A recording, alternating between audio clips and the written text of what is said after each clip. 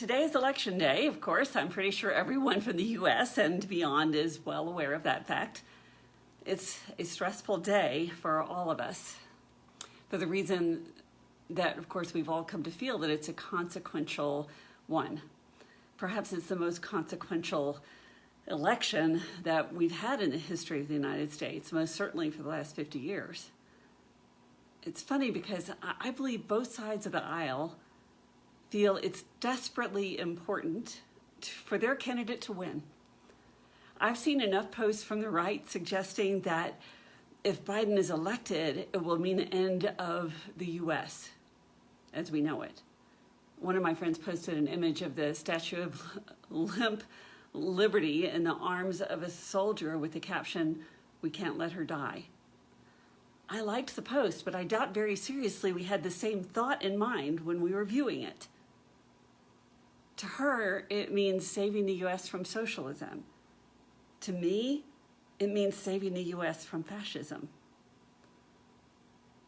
I'm Melody Brooke. I'm an actor, author, speaker, therapist, and I imagine I'm not alone in feeling stressed out by the events of the past 4 years and the days leading up to today's election. No matter what side of the fence you're on, you are feeling the anxiety of what could be happening in the next few days, the next month, in the next couple of months leading up to the inauguration. I've been seeing for myself the stores being locked off, their windows boarded up in advance of what could be a lot of civil unrest starting today. And no matter the outcome of our election, odds are we're in for a rough ride. As for me, I've trusted our Constitution and the living, breathing document that it is to protect our freedoms and our way of life. And on both sides of the aisle, there is fear that the system is too bent to actually work anymore. For the GOP and the far right, they fear the system has been so burdened with laws limiting the free market system and giving handouts to those not willing to work their way through the norms of capitalism to pursue their happiness.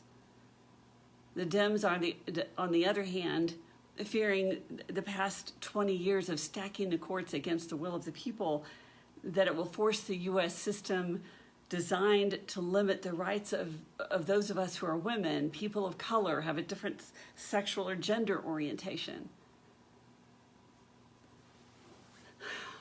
Throughout our history, it's been this balance of power that we've had in the U.S., this balance of viewpoints that's what's made us such a great nation.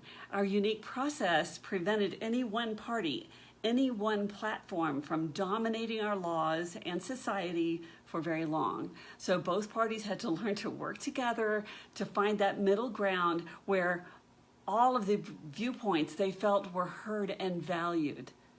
And I believe this made us a stronger nation, though it may often have led to stalemates at different times. But what I've witnessed since the early 1990s is this swing to extremist and reactionary depictions of the Democrats by the far right. This began as a result of the revocation of the Fairness Doctrine by the FCC in 1987. So you might want to know what the Fairness Doctrine is. Well, the Fairness Doctrine, the FCC introduced in 1949. It was a policy that required the holders of broadcast licenses to both present controversial issues of public importance and to do so in a manner that was, in the FCC's view, honest, equitable, and balanced. The Fairness Doctrine required broadcasters to devote some of their airtime to discussing controversial matters in public interests. So you see, they were required to air contrasting views regarding those matters. The doctrine didn't require equal time of opposing views, but it did require that contrasting viewpoints be presented. This is no longer the case, as the demise of this FCC rule has resulted in rising levels of the party polarizations that we are now experiencing. And of course, the continued escalation and use of social media the internet's complete lack of ability to regulate the veracity of its contents, that means we're more vulnerable to manipulation, not only by marketers placing deliberately targeted ads and posts in our face, but also by foreign actors whose modern warfare is staked in destroying the unity that has been the core of our United States democracy since its inception. We are being defeated by an enemy far more dangerous than that of Trump or Biden in their campaigns, no matter what your point of view is. We have been targeted and attacked at our core. This divides us into camps of anti-socialists and anti-fascists that has left us so polarized. We're having civil unrest unlike any time we've seen since the 1960s, when we were in the midst of anti-war protests and civil rights marches. Because our population is so much more polarized, it's escalating to violence and even justification of voter intimidation, justified by the belief that to do otherwise risks the very basis of our nation's freedoms. And of course, additionally, we're hardwired to react to emotional content of the posts and articles that we come across. We react to sensational news and repost or forward before we research the validity. News outlets use this very tactic to engage us. We are the product that they seek. Left or right-leaning, you are likely to fall victim to radical and often unfounded, quote, news that evokes this reaction. These manipulative and propaganda-based stories further divide us. As you probably know, for the past 5 years or more, I have been posting information about how our current administration has hijacked our political system for his own gain and at the expense of democracy. I've engaged in thousands of online discussions with those who have opposing views. Many of these people are people I personally know. After all, I'm from Texas. These people are not rabidly racist or morally corrupt. They are genuine, loving, and compassionate human beings who've been swept up into the Trump train. They are more like me than not. I don't want to see kids abused. They don't want to see kids abused. They don't want us to lose our freedoms. They want opportunity and don't want to spend their hard-earned cash on taxation that doesn't make sense. They want their kids to have a chance to succeed. They want the world to exist in peace and without undue stress on their daily lives forced by our government. The truth is, all of us are more alike than we are different.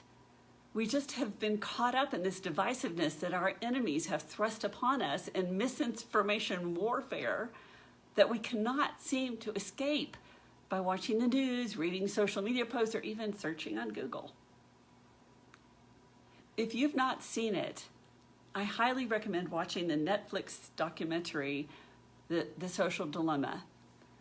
It will help you recognize how we've all of us been manipulated by both corrupt corporate agendas and foreign countries, for whom our divisiveness means they are winning the misinformation war against our very democracy.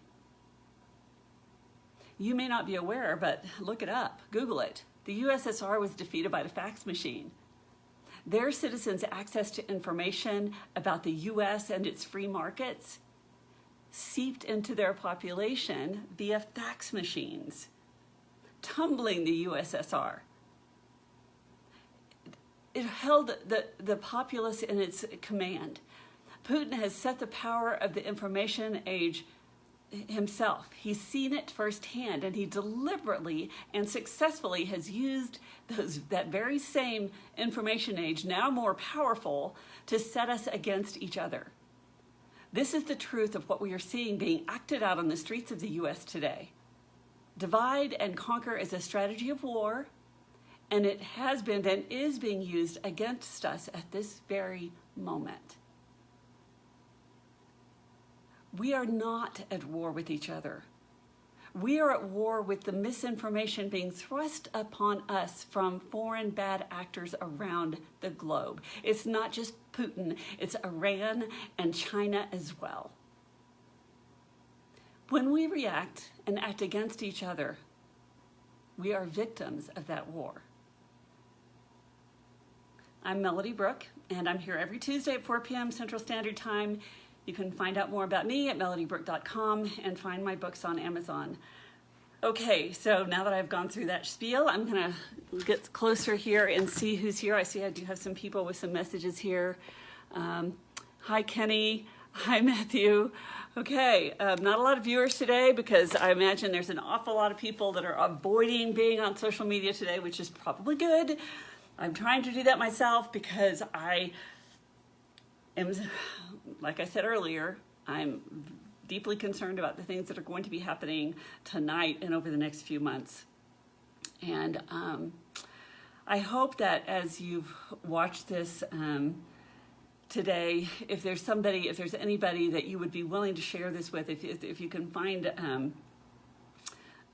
a group of people to post it with, even on your own social media, whatever, if you think it would be useful for people to hear. I do think it's an important message. I think it's something that we all need to be really, really aware of. And I highly recommend that you do watch The Social Dilemma and that you think seriously about how you, like me, like all of us, have been manipulated by the misinformation that's out there. It is threatening to our democracy because the more that we don't have a unified sense of reality, the more we risk losing the very thing that we love so dear, and that's our United States of America and the beautiful republic for which it stands. So please comment below any thoughts or questions that you might have, and again, share this. I'll see you next Tuesday, and this will be a little bit different world perhaps by then, but I look forward to talking to you then, and hopefully I can move on to talking about more interpersonal and interpsychic issues so that we can move on to a different way of talking here. But I did want to share this bit of information with you, and I hope you found it valuable, and I will see you later.